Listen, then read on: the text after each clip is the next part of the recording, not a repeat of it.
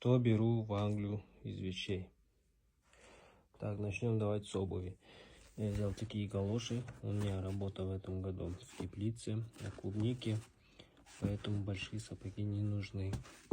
Тапочки для дома, обувь удобная, чтобы было, кроссовки обязательно, потому что целый день на ногах. Я взял 2 пары, чтобы носить, если износится, менять в общем. Так, постельное белье обязательно нужно с собой взять, потому что могут не давать на ферме. Полотенце, взял плед. В Англии дожди, холодно, поэтому нужно взять плед, одеяло или спальный мешок.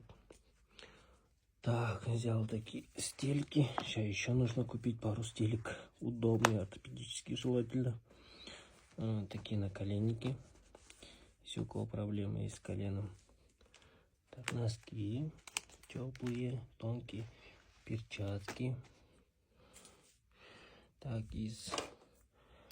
давайте. Так, взял джинсы. Это на выход.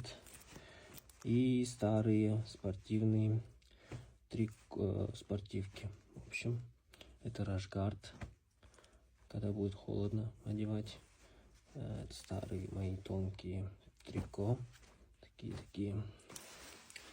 Из верхнего белья тоже спортивки старые, ненужные, которые можно будет выкинуть, не жалко. И пару вещей, чтобы одевать на выход.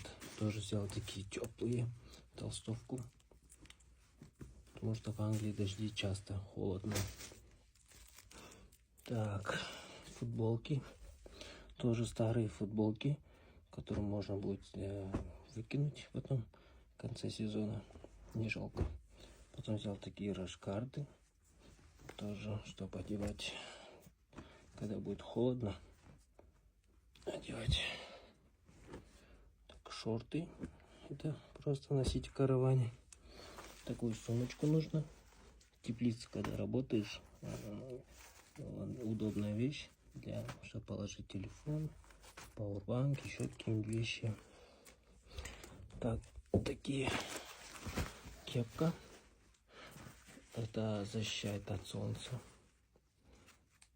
Можно купить на Каспи. Там дождевик.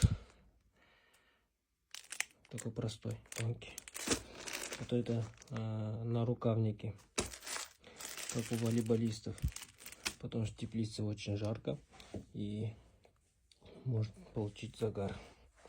Там мыльные рыльные для самолета.